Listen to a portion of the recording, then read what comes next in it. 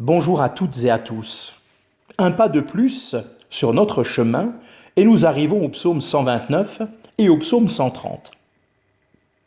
Le psaume 129 nous parle des ennemis d'Israël et évoque d'une manière assez particulière toutes ces périodes, ces années d'oppression qu'a dû subir ce peuple. Il suffirait uniquement de revenir sur sa situation d'esclave lorsque ce peuple est en Égypte et toutes les souffrances qu'il a dû endurer. Et bien sûr, et malheureusement, beaucoup de fois, ces choses se sont répétées dans l'histoire de ce peuple. Mais nous trouvons également un message d'espoir et nous pouvons nous l'approprier. Plus nous avançons vers la Jérusalem céleste, plus nous ressentons l'affranchissement. Certes, nous avons peut-être été victimes de moqueries, voire de persécutions. Mais avec le Seigneur, nous sommes devenus des vainqueurs. La parole de Dieu nous dit même plus que vainqueurs.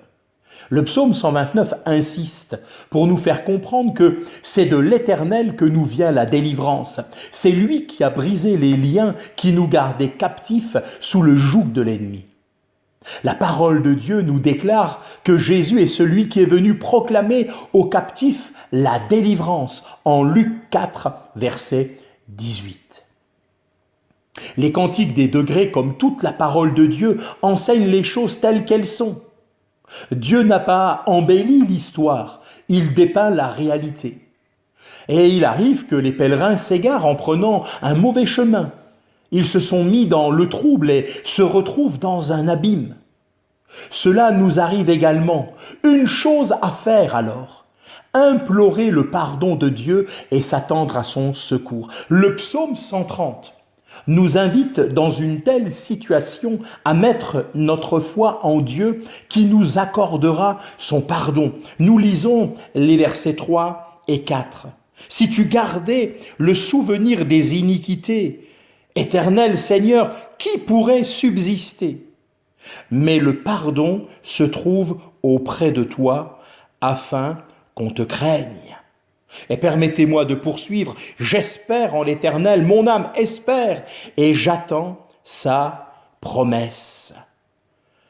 Ici encore est évoqué le fait que Dieu veut faire preuve de miséricorde envers toutes celles et tous ceux qui sont troublés. Il veut les délivrer de l'esclavage du péché pour qu'ils puissent connaître son amour, sa sollicitude, et sa bonté, cette bonté qui se renouvelle chaque matin.